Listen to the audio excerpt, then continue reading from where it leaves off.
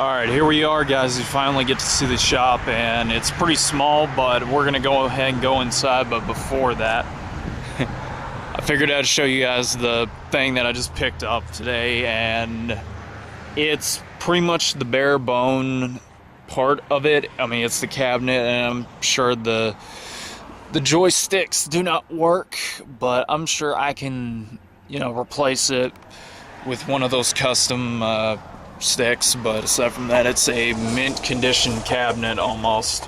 A little dusty, but I'm gonna be able to clean that up. Well, we got it for free, but anywho, this is the shop, and I'll show you guys the front of it. Yeah, that's the sign. So we're gonna go ahead and go inside. Yes, we are open. Zoom out of this. There's the controller rack. And we got our $2 bin right here because I'm trying to clear out of everything sports related. That's some of the boxes that we have and some of the Game Boy Advance ones. And these are actually really neat because when they come in the store, they'll usually see this up front. And there is my card right there.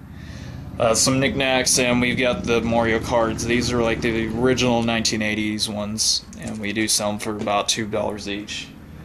Some movies, yeah, some shitty movies by that, but hell, it's Mario and Sonic stuff and Pokemon as well. Collector's Corner is right here. I put pretty much all the more sought after and valuable stuff pretty much in this side, whereas the other side, you'll see in a minute, is gonna have pretty much everything else. The back room there, that's just storage. I'm kind of going through that, but here's the handheld stuff, gaming magazines, some other DVD stuff, but I need to get rid of that. Grand Theft Auto poster, we got some knick-knack stuff there, but Grand Theft Auto, like a loose Diablo for PlayStation, box zapper up there in the corner, Steel Battalion loose. Game room I'll show in a minute, but anyways, here is the official inventory for Game On for right now.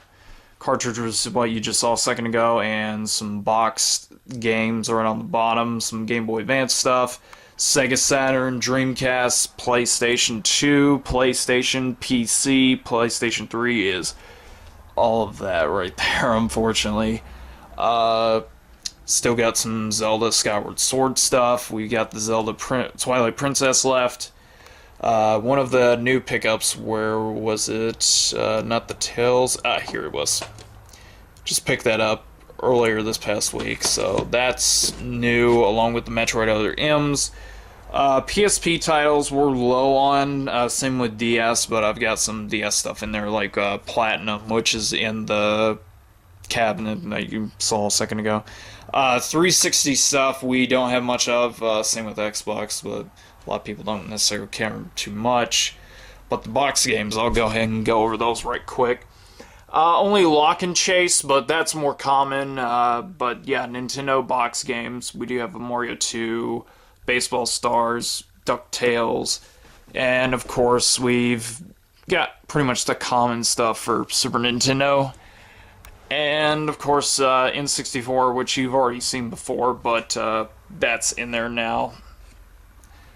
Alright, going over to the cartridges again, because I know you guys didn't get to see a lot of these. The NES rack, it's a little bare, but I mean, it's still something to start off with. We do have one of the, the very shitty earlier games for Wisdom Tree. And then, of course, a very beat-up copy of... what was it, George Foreman's KO. And then, of course, the Super Nintendo space got filled up with a lot of stuff this past week because, as you saw in the other video, that this is basically now more than what we have. And the Collector's Corner pretty much has all the other sought-after stuff. Dock sleeve covers for protecting. N64 is looking very bare now because the family came in and purchased so much stuff, so I'm kind of on the lookout for more of that. Genesis, not too much of that right now, but we're going to try to get some more stuff in, but some of the more notable stuff is the Alicia Dragon. Then you got your Sonics, your Columns, your Pack Attacks, And we've got two of the adapters for Sonic and Knuckles.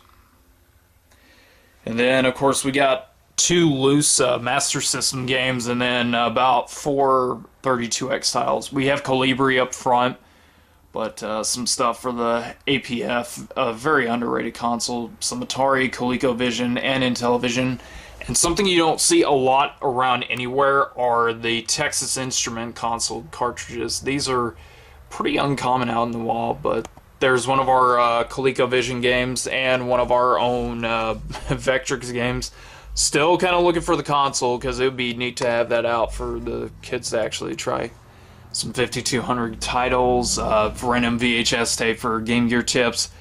Clamshell cases, you rarely see a lot of these in good condition like they are, but one of them that we have is a sealed cardboard box, complete in box game for the Genesis. We have like both the clamshell and cardboard version.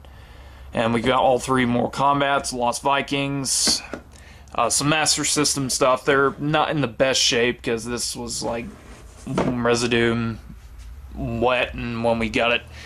But some of the other stuff, PowerPad Complete, Super Video Arcade Telegames, that's complete, and the Tekken 5 arcade joystick with the game, and it is complete. Now we're going to go ahead, let me flick the switch right quick. Alright, this is the game room. It's not that big right now, but the arcade cabinet's going to be moved over there once it turns into a main cabinet, but over here, some spare controllers just in case we run out of some outside. Here's the board, pretty much $8 per person, but it does actually decrease when more people are involved. And game room price is 3 hours for $5, but for the whole day it's $10. So once more arcade stuff comes in here, I'm pretty sure people will definitely be all over that. Some more display stuff, some posters. Now here's the NES and Super Nintendo stuff.